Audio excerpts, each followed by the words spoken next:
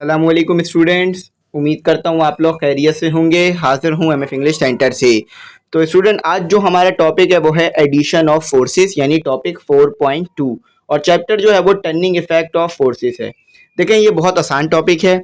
बस थोड़ा सा जो है वो ध्यान से अगर समझेंगे तो टॉपिक बहुत अच्छी तरह समझ में आएगा और फोर्सेस के जो ऐड होने का तरीक़ेकार है वो हम यहाँ पर समझ लेंगे कि फोर्सेस को किस तरह से ऐड किया जाता है। तो स्टूडेंट, अगर आप ग्रुप में ऐड होना चाहें तो बता दीजिएगा। ग्रुप में ऐड होने की फ़ीस 500 है, जो कि साल में एक बार पे करनी है। फिजिक्स के, इंग्लिश के और इस्लामियत के नोट्स मुकम्मल तौर पे बन गए हैं। चाहिए हो तो कांटेक्ट कर लीजिएगा। 100 रुपीज़ एक नोट की फ़ीस है। केमिस्ट्री के भी इंशाल्लाह एक हफ्ते में बन जाएंगे और मैथ के नोट पे भी काम चल रहा है। तो देखें, यहाँ पर सबसे पहले क्या लिखा हुआ ये पढ़ते हैं कि हमें पता है कि फोर्स जो है एक वेक्टर क्वांटिटी है। फोर्स जो है वो एक वेक्टर क्वांटिटी है। इसको डिफाइन करने के लिए डायरेक्शन की ज़रूरत होती है। और आपको पता है वेक्टर क्वांटिटी क्या होती है, जिसके अंदर जो है वो हमें डायरेक्शन बतानी हो, यूनिट बताना हो और साथ ही साथ मैग्नीट्यूड बताना हो। यानी यहाँ पर देखें कि हमारे पास 5 न्यूटन की फोर्स है, ठीक है। ये हो गया हमारे पास मैग्नीट्यूड, यानी मिकदार, कितनी फोर्स है आपके पास, ठीक है। ये हो गया आपके पास यूनिट, ये हो गया आपके पास यूनिट, ये हो गया आपके पास मैग्नीट्यूड, ठीक है। और साथ ही साथ आपको इसकी जो है वो डायरेक्शन भी बतानी पड़ती है कि किस डायरेक्शन में जो है वो हमारे पास फोर्स मौजूद है, ठीक है। तो डायरेक्शन भी बतानी पड़ती है। तो ये हो गई इसकी डायरेक्शन। तो ये हो गई पूरी वेक्टर क्वांटिटी। तो जो भी वेक्टर क्वांटिटीज होती हैं उनके अंदर ये तमाम चीज़ें मौजूद होती हैं, यूनिट, मैग्नीट्यूड और डायरेक्शन। देखिए, यहाँ पर आपको सिखाया जाएगा कि आप किस तरीके से जो है वो फोर्सेस को ऐड कर सकते हैं।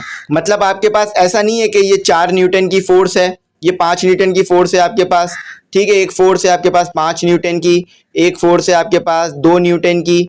तो आपने इसे सिंपली ऐड करके टोटल फोर्स 7 लिख दिया, ठीक है। ऐसे भी कर सकते हैं, लेकिन ये उस केस में है कि दोनों फोर्सेस एक ही लाइन में हो, यानी 5 न्यूटन वाली भी इसी लाइन में हो और 2 न्यूटन वाली भी इसी लाइन में हो, ठीक है। इस केस में आप ये कर सकते हैं, सीधा ऐड कर दिया। लेकिन अगर एक फोर्स एक्स एक्सिस पे हो, एक फोर्स जो है वो एक एक्स एक्सिस से 30 का एंगल बना रही हो, एक फोर्स जो है वो 90 का एंगल बना रही हो, तो आप ये रूल फॉलो नहीं कर सकते। यही बात नीचे आपको कही जा रही है। तो उसको करने के लिए आप क्या करते हैं, आप जो है चंद प्रोसेस को फॉलो करते हैं।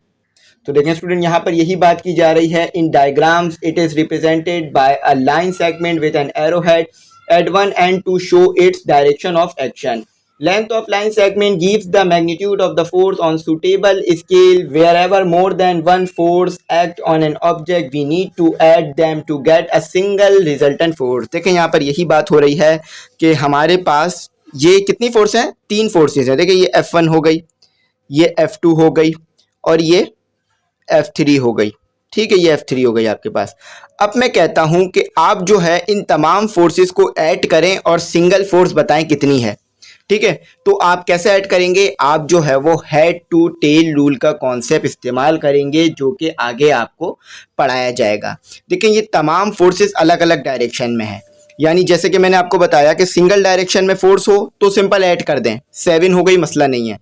लेकिन जब फोर्सेस अलग अलग डायरेक्शन में, अलग अलग एक्सिस में मौजूद हो तो फिर सिंपल ऐड नहीं करते, प्रोसीजर को फॉलो करते हैं। फिर सुन लीजिए कि अगर फोर्सेस एक दूसरे के पैरेलल हों, एक ही डायरेक्शन में हो, तो सिंपल ऐड कर दें, टोटल फोर्स मिल जाएगी और वो सिंगल फोर्स होगी, एक सिंगल फोर्स। लेकिन अगर फोर्सेस अलग अलग डायरेक्शन में हो और टोटल फोर्स निकालनी हो तो आप सिंपल ऐड नहीं करेंगे, आप एक तरीक़ेकार लगाएंगे जिसे हेड टू टेल रूल कहा जाता है। बहुत आसान टॉपिक है, बहुत आसान तरीक़ेकार है। तो हेड टू टेल रूल के ज़रिए आप क्या कर सकते हैं, मुख्तलिफ एक्सिस में मौजूद फोर्सेस को ऐड कर सकते हैं।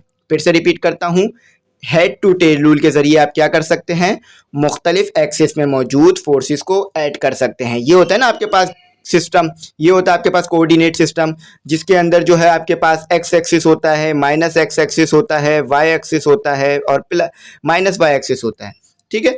तो मुख्तलिफ एक्सिस में फोर्स मौजूद है। एक फोर्स यहाँ पर मौजूद है, एक फोर्स यहाँ पर मौजूद है, एक फोर्स जो है वो सीधी मौजूद है। तो इनको आप कैसे ऐड करेंगे, हेड टू टेल रूल का कॉन्सेप्ट लगा के। अगर सीधे ऐड कर दी ना कि ये 4 न्यूटन है, ये 5 है, ये 6 है और समथिंग बन गई 12, 13, 14 बन गई, तो ऐसे गलत होगी, ठीक है।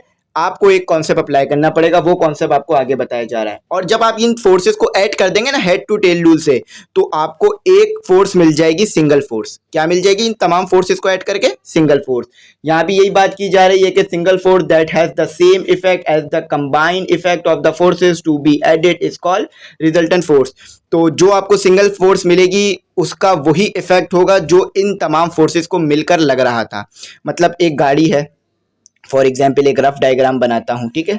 आपके पास एक कार है छोटी सी, ठीक है। आपने मुख्तलिफ डायरेक्शन में फोर्सेस लग रही है। एक स्टूडेंट जो है वो इस तरफ फोर्सेस लगा रहा है गाड़ी को, ठीक है, एक्सपेरिमेंट करने के लिए। दो स्टूडेंट यहाँ मिलकर लगा रहे हैं, ठीक है। और एक इफेक्ट जो है वो टोटल फोर्स का आ रहा है, ठीक है। तमाम फोर्सेस लगकर ये फोर्स बन रही है। तो जब आप ये तमाम फोर्सेस को अलग अलग कंबाइन करेंगे तो भी वही वैल्यू आएगी जो इस एफ की आ रही होगी, ठीक है। क्योंकि आपने हेड टू टेल रूल लगाकर यही फोर्स सिंगल फोर्स निकालनी होती है, ठीक है। क्या करना होता है? इन तमाम फोर्सेस को ऐड करना होता है हेड टू टेल रूल के हिसाब से, ठीक है। तो देखें, अब हमारे पास दो तरीके कार हैं मुख्तलिफ फोर्सेस को ऐड करने के लिए, ठीक है। यहाँ पर मतलब हमारे पास एक तो पैरेललोग्राम भी होता है, law of parallelogram, law of triangle. तो law of parallelogram, law of triangle नहीं पढ़ेंगे, हेड टू टेल रूल पढ़ेंगे। तो देखें यहाँ पर लिखा हुआ है कि ordinary arithmetic rules cannot be used to add the forces. Two different methods are used for the addition of forces. In general, addition of vector. तो देखें आपके पास क्या है कि आपके पास दो कहा जा रहा है। सबसे पहले तो आप जो है वो ऑर्डिनरी रूल्स, यानी जो अरिथमेटिक के एडिशन के रूल्स हैं, एडिशन के जो रूल्स हैं अरिथमेटिक में, एडिशन के जो सिंपल रूल्स हैं, और मल्टीप्लिकेशन के और सब्ट्रैक्शन के और डिवीजन के, ये आप लगाकर इन फोर्सेस को ऐड नहीं कर सकते, ठीक है। एडिशन और सब्ट्रैक्शन खास तौर पे ले लीजिए, ये आप लगाकर इनको जो है वो पता नहीं कर सकते। क्यों? क्योंकि डायरेक्शन बदलने से फोर्स की जो मैग्नीट्यूड है बॉडी पर वो भी बदलेगा, डायरेक्शन बदलने से जो है वो इफेक्ट भी बदलेगा फोर्स का। तो आप सिंपल इस तरीके से नहीं पता कर सकते कि आपके पास तीन फोर्सेस है ना, तीनों को ऐड कर दिया, जो आया वो आपके पास क्या था? रिजल्टेंट था। ऐसा नहीं हो सकता। आपको जो है ये जो तरीकेकार यहाँ बताए गए हैं, दो मेथड, यानी ग्राफिकल मेथड और एनालिटिकल मेथड, इसका इस्तेमाल करना पड़ेगा। अच्छा, ग्राफिकल मेथड बहुत इजी है, वही हेड टू टेल रूल यहाँ पर इस्तेमाल होगा। एनालिटिकल मेथड जो है ना वो आपको नहीं कराया गया यहाँ पर, ठीक है। आपको यहाँ ग्राफिकल मेथड कराया गया है। अच्छा, एक बात आपको और बताऊं कि आगे एक न्यूमेरिकल भी है जो कि इसी तरीके से होना है। वहां भी आपको बात बहुत अच्छी तरीके से समझ में आएगी अगर यहाँ कुछ नहीं आ रहा होगा समझ में। लेकिन वैसे तो मैं बहुत सिंपल करके समझा रहा हूँ, कोई ऐसी चीज नहीं होगी जो समझ नहीं आ रही होगी आपको, ठीक है। देखिए अब यहाँ पर ग्राफिकल मेथड में क्या कहा जा रहा है? This method is use for addition of one dimensional vector quantities. In this method head to tail rule of vector addition is use for the addition of forces. तो जो एक डायरेक्शन में फोर्सेस होती हैं, यानी जो एक ही डायरेक्शन मतलब डायमेंशन होती है ना हमारे पास, तो एक डायमेंशन में जो फोर्सेस मौजूद होती हैं हमारे पास, उसमें फोर्सेस को जो हेड टू टेल रूल लगाते हैं हमें फिर रिजल्टेंट फोर्सेस मिल जाती है। यानी एक डायमेंशनल में फोर्सेस मौजूद है, हेड टू टेल रूल लगाएं और आपको जो है वो फोर्सेस जो है वो ऐड हो जाएंगी सिंपल, और फिर आपको फोर्सेस मिल जाएगी। अच्छा, ये जो एडिशन होती है ना, ये सिंपल तरीके की नहीं होती है, थोड़ी डिफरेंट एडिशन होती है। अब क्या एडिशन होती है, किस तरह की डिफरेंट एडिशन होती है, ये मैं आपको जो है वो आगे एक एक करके डिटेल में पढ़ाता जाऊंगा, ठीक है। तो हेड टू टेल रूल पे बात करते हैं, हमने इसमें बात कर ली ग्राफिकल मेथड के, इसके अंदर हम जो है वो फोर्सेस को ऐड कर लेते हैं एक डायमेंशन में हो तो। अच्छा, हेड टू टेल रूल है क्या? 4 basic step head to tail rule में बताए गए हैं, तो ये रिमूव करके हेड टू टेल रूल पढ़ते हैं। तो हेड टू टेल रूल जो है स्टूडेंट बहुत ही इंपॉर्टेंट टॉपिक है, ठीक है। फर्स्ट ईयर का भी ये एक इंपॉर्टेंट टॉपिक है जो कि आपको बहुत ज़्यादा कंफ्यूज करेगा अगर आपने इसे समझा नहीं, और बहुत आसान टॉपिक है, ज़्यादा कोई हार्ड टॉपिक जो है वो ये नहीं है। तो हेड टू टेल रूल देखते हैं हम अपना। देखिए ये बहुत सिंपल रूल है, इसमें बस क्या करना होता है, हेड को टेल से मिलाना होता है, ठीक है। देखिए आप अगर डायग्राम देखें 4.4, उससे आपको बात बहुत अच्छी तरीके से जो है वो समझ में आ जाएगी। देखें इसमें होता क्या है कि आपके पास ये वेक्टर है ए, ठीक है। ये वेक्टर आपके पास आ गया ए, एक वेक्टर है आपके पास ये बी, ठीक है, ये बी वेक्टर हो गया। अब आपको इनको ऐड करना है तो करेंगे क्या? सबसे पहले इसमें कहा जा रहा है कि चूज अ सुटेबल स्केल, यानी आपने एक जो है वो स्केल लेना है। मैं आप स्केल अगर आपके पास हो तो आप उसे निकाल के रख लीजिए, ठीक है। मैं भी आपको जो है वो एक स्केल दिखा देता हूं। तो आपने कोई भी एक नॉर्मल सा जो है वो एक स्केल ले लेना है, इसका जो है वो आगे इस्तेमाल होगा। तो आपने एक स्केल जो है वो ले लेना है। अच्छा, फिर कहा जा रहा है कि draw all the force vectors according to a scale vectors A and B in this case. तो देखें यहाँ पर दो वेक्टर आपको दिए हुए ए और बी। आपने स्केल से मुराद यहाँ पर दो चीजें हैं। देखें स्टूडेंट, स्केल से मुराद यहाँ पर ये नहीं कि सिर्फ स्केल ले लेना है। स्केल से मुराद ये होता है कि यहाँ पर एक स्केल भी आपको बनाना होता है, जो कि आगे न्यूमेरिकल में बनाएंगे हम। ठीक है, तो यहाँ पर अभी सिर्फ हमें वेक्टरों को आपस में किस तरह ग्राफिकली यानी किस तरह से डायग्राम बनाकर ऐड करना है वो दिखाया जा रहा है। तो आपने सिंपल क्या करना है, तो आपने जो है वो इन दोनों वेक्टर्स को एक दूसरे के ऊपर रखना होगा। तो दूसरे केस में ये कहा जा रहा है कि वेक्टर ड्रॉ करना है, तो हमने वेक्टर ड्रॉ कर लिया। तीसरा स्टेप देखें, we take any vector as first vector and draw next vector in such a way that its tail coincide with head of the previous. If number of vector is more than 2, then continue the process till last vector is reached. तो आपको यहाँ पर कहा जा रहा है कि अगर आपके पास एक से ज्यादा वेक्टर हो ना, यानी 3-4 वेक्टर हो, तो भी यही प्रोसेस लगाकर आप इस वेक्टरों को आपस में ऐड कर सकते हैं। तो सबसे पहला वेक्टर आपने दोबारा ड्रॉ कर लिया। ठीक है, ड्रॉ कर लिया, ये वेक्टर ए है आपके पास, और ये इसका जो है वो क्या है, हेड है। ये टेल है, ये हेड है, यानी ये दुम है और ये मुंह है। तो अब जो है वो दूसरा वेक्टर ले लिया बी। तो जो बी वेक्टर है ना, उसके हेड, उसकी टेल को पहले वेक्टर की हेड के साथ ज्वाइन कर देना है, और जिस डायरेक्शन में है ना उसी डायरेक्शन में ज्वाइन करना है। जिस डायरेक्शन में है उसी डायरेक्शन में ज्वाइन करना है। तो चले थोड़ा स्केल से ज्वाइन करता हूं मैं, ताकि अच्छी साफ सुथरी डायग्राम आए। तो जिस डायरेक्शन में है उसी डायरेक्शन में आपने ज्वाइन कर दिया। ठीक है, क्या किया, पहले वाले वेक्टर के हेड के साथ दूसरे वाले वेक्टर की टेल को जोड़ दिया। अच्छा, अब चौथा केस देखते हैं। ये दूसरे केस में आपको तीसरे केस में आपको यही बताया जा रहा था स्टेप में। चौथे स्टेप में बताया जा रहा है, use a straight line with arrow pointed towards last vector to join the tail of first vector with the head of last vector, this is the resultant force.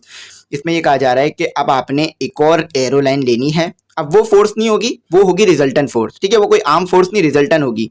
यानी इन दोनों के इफेक्ट को मिलकर आखिरी इफेक्ट क्या बन रहा है, ये वो फोर्स होगी। यानी इन दोनों को अगर ऐड कर दें तो हमारे पास कौन सी फोर्स आएगी, ये जो फोर्स हम ऐड बनाएंगे ये वो फोर्स होगी। ठीक है, तो वो रिजल्टेंट फोर्स कहलाएगी, यानी इन दोनों के नतीजे में वो फोर्स आई। तो अब हमें क्या करना है, बहुत सिंपल स्टेप है कि जो आखिरी वेक्टर है ना, जो पहला वेक्टर था आपका, उसके साथ जो है वो रिजल्टेंट वेक्टर की टेल जोड़ दें, और जो आखिरी वेक्टर है ना उसके साथ हेड जोड़ दें।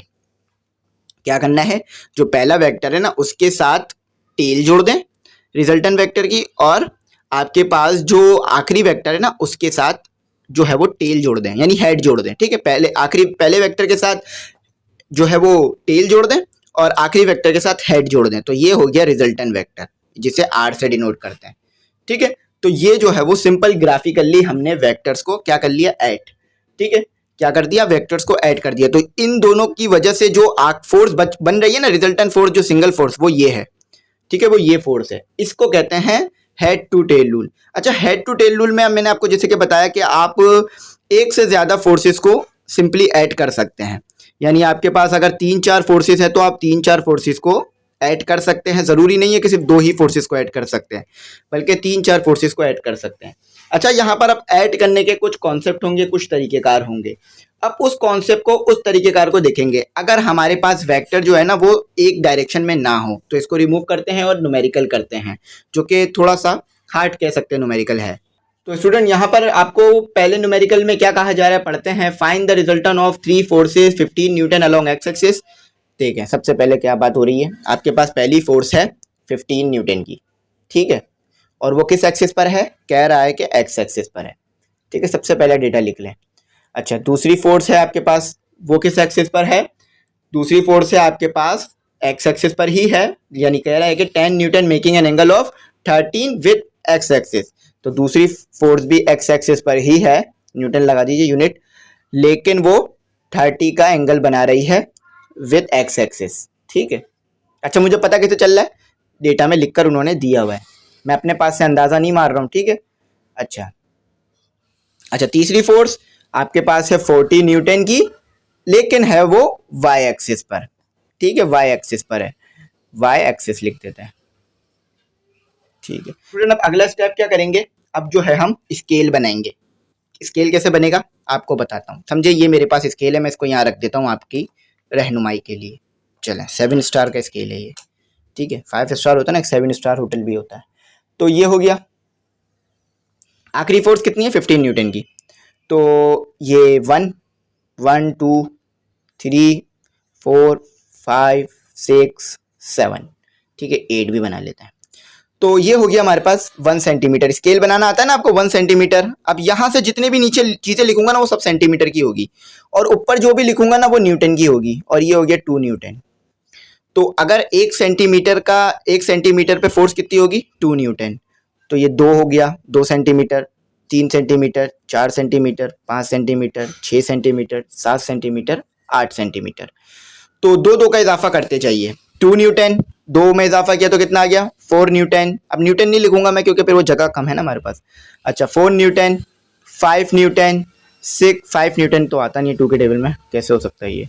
6 न्यूटन, ठीक है, 6, फिर 8, फिर 10, फिर 12, फिर 40, फिर 50 न्यूटन तक फोर्स थी ना, तो 50 न्यूटन तक लेगा। सॉरी 50 नहीं आता, 60 आता है, 60। तो 50 इधर बीच में आएगा।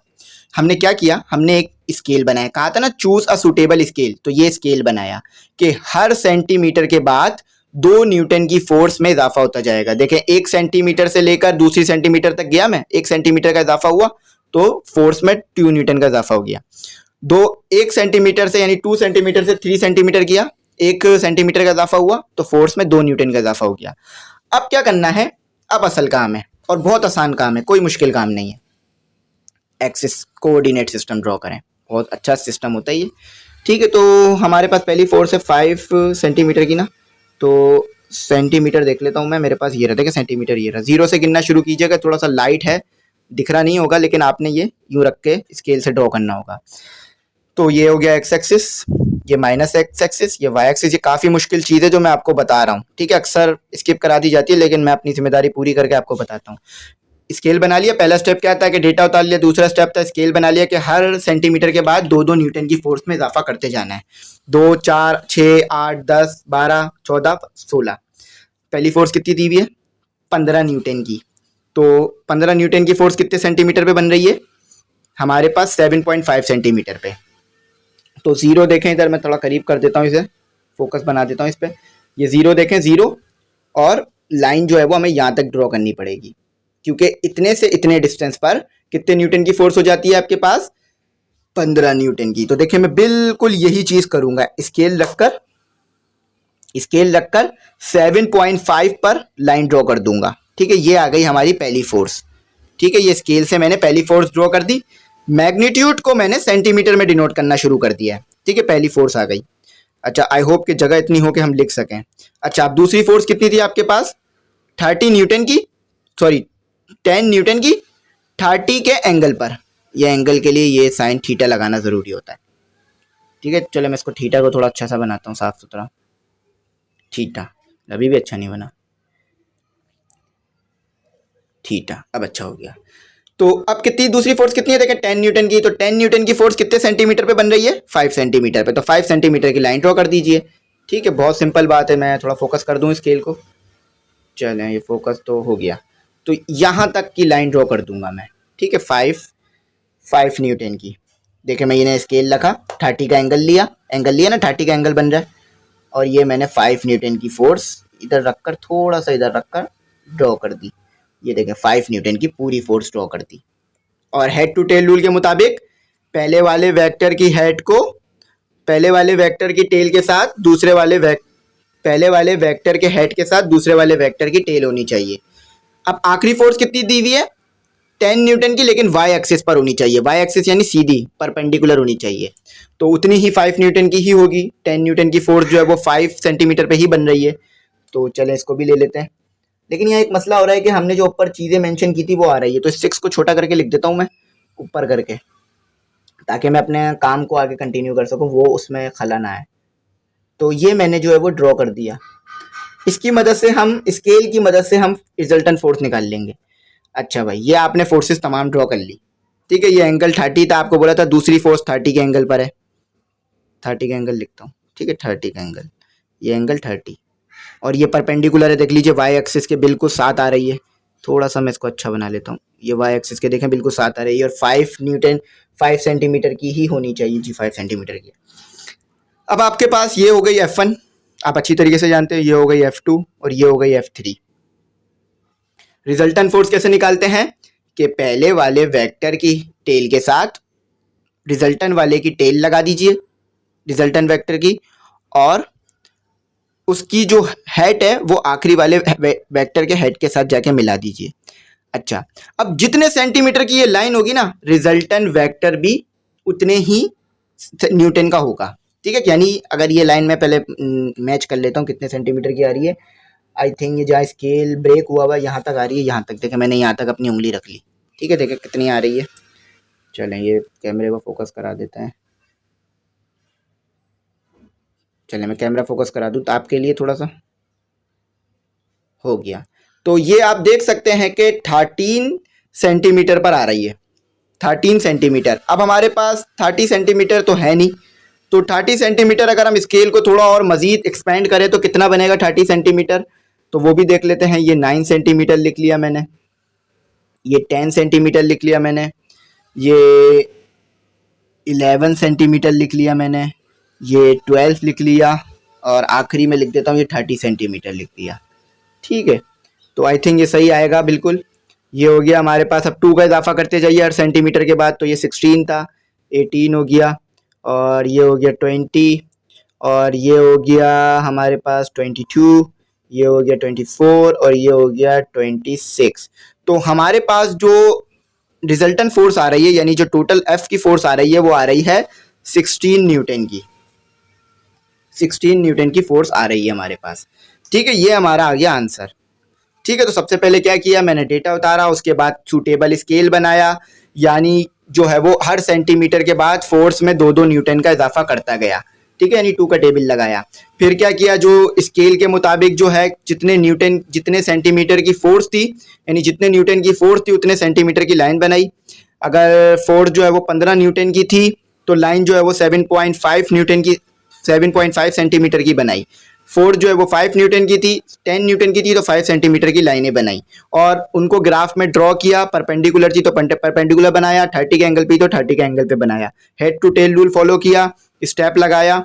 सही है, उसके बाद रिजल्टेंट जो आया हमारे पास, जो एफ आया, उसको मैंने फिर उसकी सेंटीमीटर नापा, कितने सेंटीमीटर की आ रही है, और जितने सेंटीमीटर की वो लाइन आ रही थी उतने ही सेंटीमीटर का हमारे पास जो है वो आ गया, हमारे पास जो है हमारा आंसर आ गया जी। तो स्टूडेंट यहाँ एक बात बता दूं कि ऐसा हो सकता है कि थोड़ा आगे पीछे आंसर आ जाए, यानी आपका जो है वो 25 आ जाए या 24 आ जाए, या कम भी आ सकता है। और वो इसलिए होगा क्योंकि आप जो है वो उस पर ड्रॉ कर रहे होंगे कॉपी पे, तो आपके पास प्रॉपर जो है वो लाइन ड्रॉ हो रही होगी। मैंने भी प्रॉपर ड्रॉ किया तो इंशाल्लाह 25 या 26 ही रहेगा आंसर, ज़्यादा ऊपर नीचे नहीं होगा। तो इस तरह से आप 26 न्यूटन की लगा लेंगे, यानी ये टोटल फोर्सेस मिलती हैं, अगर सिंपल ऐड करते तो कितनी हो जाती, 35 हो जाती, 35, लेकिन 26 आ रहा है। 26 क्यों आ रहा है, क्योंकि कुछ इफेक्ट जो है वो एक दूसरे को कैंसिल कर रहा है, कुछ इफेक्ट एक दूसरे को कैंसिल कर रहा है। ठीक है, तो उम्मीद करता हूँ देखें स्टूडेंट कितनी मेहनत से मैंने आपको समझाया। ठीक है, तो आपने ये करना है, चैनल सब्सक्राइब करके बेल आइकन प्रेस करना है, दोस्तों में शेयर करना है, और इसे समझ लेना है। जो 4 स्टेप पढ़ाए थे मैंने, कि सबसे पहले जो है वो स्केल, यानी सबसे पहले डेटा उतार के फिर स्केल बना लिया और फिर वेक्टर ड्रॉ कर दिए और फिर सेंटीमीटर स्केल में ले गए, आपका आंसर आ गया। तो ये था हेड टू टेल रूल और एडिशन ऑफ फोर्सेस। अगर जो है वो फोर्सेस तमाम की तमाम पैरेलल ना हो, अगर तमाम की तमाम फोर्सेस एक दूसरे के ऐसे ऐसे होती ना, तो सिंपल मैं ऐड कर देता 10 में 10 को और फिर 35 को। ठीक है, ये हमारे पास सिंगल फोर्स आ जाती, लेकिन ये अलग अलग डायरेक्शन में होने की वजह से सिंपल ऐड नहीं हो सकती थी। तो उम्मीद करता हूँ आपको बात समझ में आ गई होगी। अगर कुछ नहीं समझ में आया तो पूछ लीजिएगा, इंशाल्लाह रिप्लाई कर दूंगा। Thanks for watching. और यहाँ पर मैं आपको एक बात कहूँगा कि अगर आप ग्रुप में ऐड होना चाहें तो 500 फीस है। ठीक है, जो पूरे साल की होगी, जिसमें नोट्स, लेक्चर, तमाम चीज़ें मिल जाएंगी। और नोट्स जो हैं वो 4 नोट्स बनने वाले हैं, यानी केमिस्ट्री के भी इंशाल्लाह 1 हफ्ते बाद हो जाएंगे। तो अगर आप 1 हफ्ते बाद वीडियो देख रहे हैं तो कांटेक्ट कर लीजिएगा, इंशाल्लाह केमिस्ट्री के नोट्स भी जब तक हो चुके होंगे। तो उम्मीद करता हूँ बात समझ में आ गई होगी, दुआओं में याद रखिएगा। थैंक्स फॉर वॉचिंग, अल्लाह हाफिज़।